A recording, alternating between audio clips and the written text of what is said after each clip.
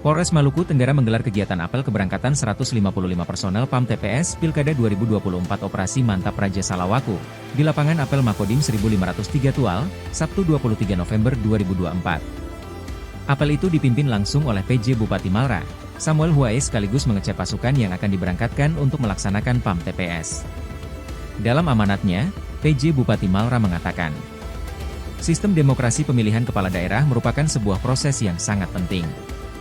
Menurutnya, melalui apel kesiapan ini, Polres Malra menerjunkan personel, sarana prasarana operasi dan olah strategis dalam setiap tahapan Pilkada serentak 2024.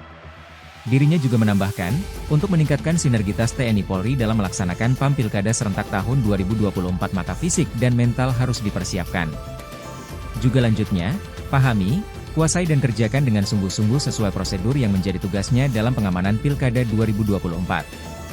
Bagi segenap anggota Polri untuk senantiasa menjaga netralitas dan jangan terlibat politik praktis selama pelaksanaan tahapan Pilkada serentak tahun 2024, yang dapat menurunkan citra dan kepercayaan masyarakat.